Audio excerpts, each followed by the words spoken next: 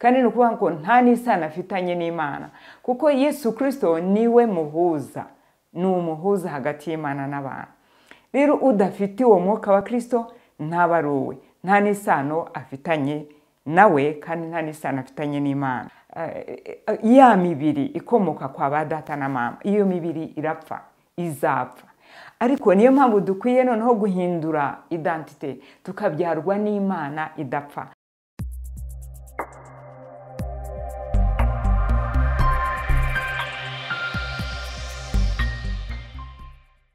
Abakunzi ba Ahava TV turabasuhuje mu izina ry'Umwami wacu Yesu Kristo. Uyu munsi muri kumwe na Nsabinyana ukundwa. Ndagira ngo dusangire ijambo riri mu butumwa bwiza bwa Yohana igice cya mbere. Umutwe w'ijambo turi buganireho uyu munsi ni umutwe w'ijambo uvuga ngo duhindure identite, twibere abana b'Imana. Munyemerere rero mbanze nsenge. Data mu izina ry'Umwami wacu Yesu Kristo, turi imbere yawe nyaguhora ku ngoma. Unyemerere utweze udutunganye kugira ngo uduhindure ibikoresho bikwiriye, Mwami wanjye, byo kuguhesha icyubahiro. Data, ndakwinginze ngo ntabari nge, ahubwo izina ryawe rihabwe icyubahiro. Unyemerere buri muntu wese uteze amatwi agira icyo yumva kandi agira icyo akuramo, cyabasha kumuhindura kandi cyabasha kumugeza mu bwami bwawe. Izina ryawe rero nirihabwe icyubahiro, utangirane natwe kandi usozanye natwe, byose kubw'icyubahiro cy'izina ryawe. Mu izina rya Yesu niko dusenze twizeye, amen. Abakunzi ba Ahava TV, turabishimiye, turabakunda kandi tubifuriza umugisha w'Imana. Reka rero dutangire icyigisho cy'uyu munsi kivuga ngo duhindure identite, twibere abana b'Imana. Mu by'ukuri twaravutse mu buryo busanzwe, tubyawe na ba data na mama, ariko uwo mubiri ntabwo ari uzaragwa ubwami, ahubwo umwuka niwe uzaragwa ubwami. Twabyawe n'abantu, ariko noneho biba bikwiriye ko buri muntu wese akora ibishoboka kugira ngo abyarwe n'Imana, yemerere Imana kubyarwa nayo. Ni ijambo riri mu butumwa bwiza bwa Yohana igice cya mbere. Ndahera ku murongo wa 10 wenda kugira ngo turusheho kubyumva. Umutwe w'ijambo uravuga ngo Yesu Kristo ari we jambo ry'Imana ahinduka umuntu. Ku 10 hakavuga ngo yari mu isi ndetse niwe wayiremye, nyamara ab'isi ntibamumenya. Yaje mu bye ariko abe ntibamwemera. Umurongo rero wa 12 niwo nshaka cyane. Haravuga ngo icyakora abamwemeye bose bakizera izina rye, yabahaye ubushobozi bwo kuba abana b'Imana. Yabahaye ubushobozi bwo kuba abana b'Imana. 13 hakavuga ngo abo ntibabyawe n'amaraso cyangwa n'ubushake bw'umubiri cyangwa n'ubushake bw'umugabo, ahubwo babyawe n'Imana. Imana yacu ihabwa icyubahiro. Nguko rero kuvuka ubwa kabiri, umuntu atabyawe n'inyama n'amaraso, atabyawe n'umugabo n'umugore, ahubwo abyawe n'Imana. Ibyo rero nibyo biduhindurira identite, tukaba tutakiri abanyarwanda gusa, cyangwa wenda tuvuze muri ya moko y'abasinga. Ntabwo turi abasinga, ntituri abanyiginya, ntabwo tukiri muri ibyo gusa, ntabwo bigarukira aho ngaho, ahubwo twarahinduriwe identite, noneho tubyarwa n'Imana.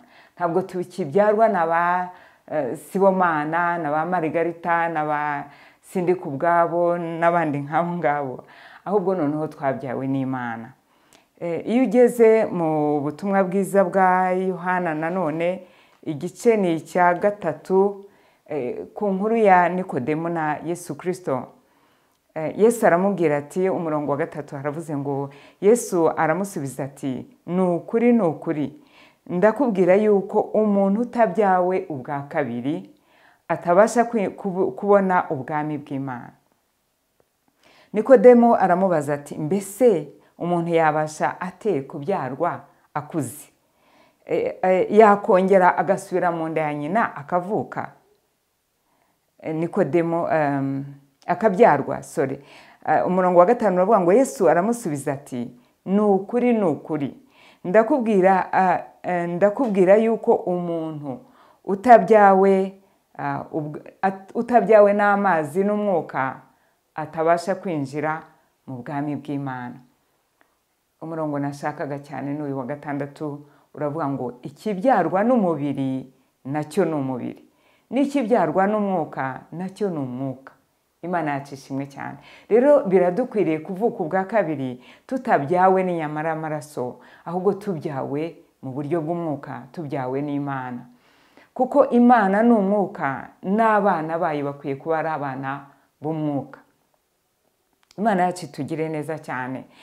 Iyo ugeze mu butumwa bwiza bwa Yohana nanone igice, reka tujye mu Baroma. Abaroma igice cya 8, Abaroma igice cya 8, reka turebe ikibyarwa n'umwuka cyangwa turebe isano ry'umwuka na Yesu Kristo. Imana yacishimwe cyane. Reka mpere ku murongo wa 9.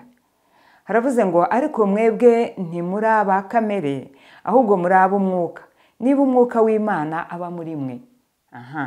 Muri ab'umwuka niba umwuka w'Imana aba muri mwe. Ngo ariko umuntu wese utagira umwuka wa Kristo ntaba ari uwe. Umuntu wese utagira umwuka wa Kristo ntaba ari uwe. Ni ukuvuga ngo nta sano afitanye na Kristo niba adafite umwuka wa Kristo, kandi ni ukuvuga ngo nta n'isano afitanye n'Imana, kuko Yesu Kristo niwe muhuza, ni umuhuza hagati y'Imana n'abantu. Rero udafite uwo mwuka wa Kristo ntaba ari uwe, nta n'isano afitanye nawe, kandi nta n'isano afitanye n'Imana. Reka dusome uyu murongo wa 11. Haravuze ngo ariko niba umwuka wiyazuye Kristo, wiyazuye Yesu aba muri mwe, iyazuye Kristo Yesu izazura n'imibiri yanyu ipfa kubw'umwuka wayo uba muri mwe.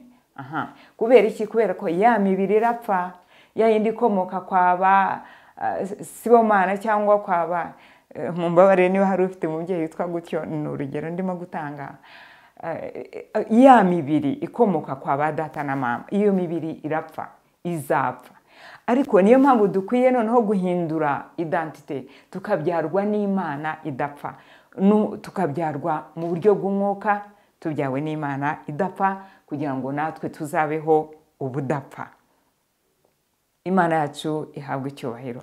Reka nongere njye mu butumwa bwiza bwa Yohana igice cya 8, wenda turebe plutôt igice cya 20, noneho turebe wa mwuka uturuka hehe, twawubona duti, cyangwa se abantu bawubona guti. Ubutumwa bwiza bwa Yohana igice ni cya 20, Yesu Kristo amaze kuzuka.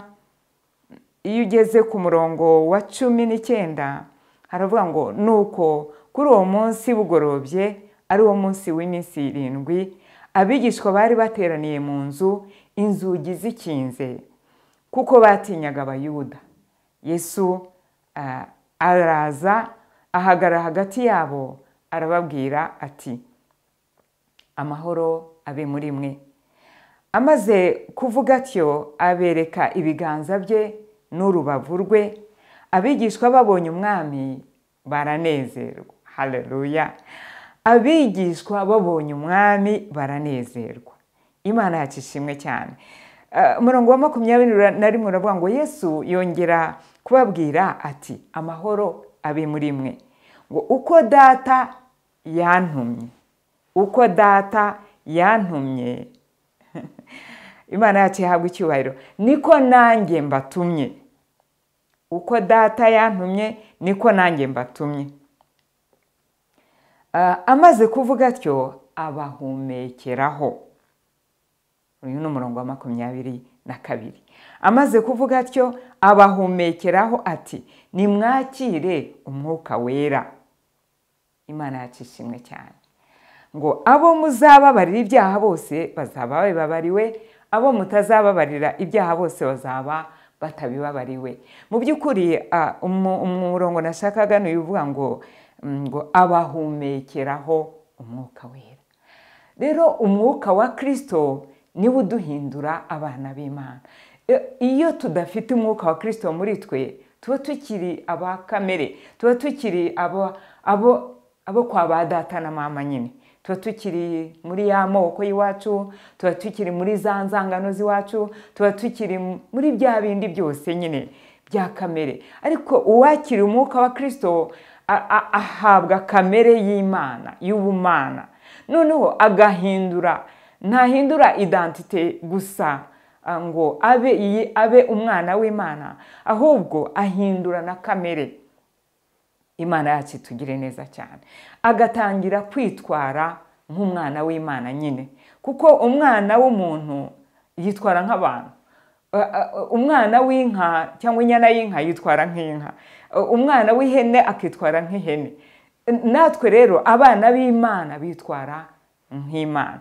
Donc tugatangira kugira urukundo rw'abana b'Imana, tugatangira gufashanya, tugatangira kubabarira, mbese ya mico y'Imana nk'uko Bibiliya itubwira. Ibyo rero bikorwa n'abahinduye identite bakaba abana b'Imana, kandi byose bituruka mu kwizera Yesu Kristo. Nibyo biduhesha uburenganzira bwo kuba abana b'Imana, nibyo biduhesha wa mwuka w'Imana ukorera muri twe. None inshuti zanjye, mwebwe mubashe kuntega amatwi uyu munsi, nakubaza ngo wowe uherereye he? Ese ufite umwuka wa Kristo uguhindura umwana w'Imana? Ese navuga ngo uri umuragwa w'ubuhe bwami? Kuko abo ngabo nibo bazaragwa ubwami bw'Imana, abo nibo bazabana n'Imana iteka. None se udafite umwuka wa Kristo urumva uzabana n'Imana ute? Ndangije nkwinginga ngo uhindure nawe identite, ube umwana w'Imana kugira ngo ube umuragwa, kuko umwana niwe uba umuragwa. Ntabwo abantu bose bo mu rugo baba ari abaragwa ba nyir'urugo b'ibyo nyir'urugo yari atunze, oya. Ariko umwana nyirizina wa nyir'urugo niwe uba ari umuragwa. Nawe ndakwinginga ngo ube umwana w'Imana binyuze muri Kristo Yesu, binyuze mu kwizera Kristo, noneho nawe ubashe kuba umuragwa w'ubwami bw'Imana, umuraganwa na Kristo w'ubwami bw'Imana. Imana yacu itugire neza kandi duhane umugisha. Ndarangije, reka mbanze nshime Imana. Data, ndagushimiye kuri Imana nziza kandi ugira neza. Nyemerera iri jambo buri muntu wese wabashe kuritega amatwi ibashe kwinjira mu mutima we, kandi rimutere gufata ingamba no guhindukira no guhindura identite no guhindura ubwami no guhinduka mu bugingo mu izina ry'umwami wacu Yesu Kristo, kugira ngo buri muntu wese wumvise iri jambo ahinduke umuraganwa na Kristo w'ubwami bw'Imana. Mana, turagushimiye. Nuko rero ukomeze guherekeza ijambo ryawe kugira ngo ribashe guhindura benshi, mu izina ry'umwami wacu Yesu Kristo niko dusenze twizeye, amen.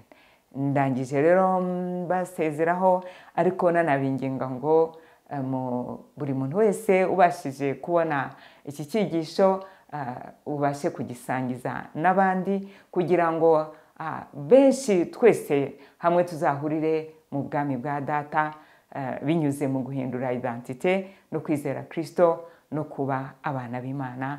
Shalom, shalom.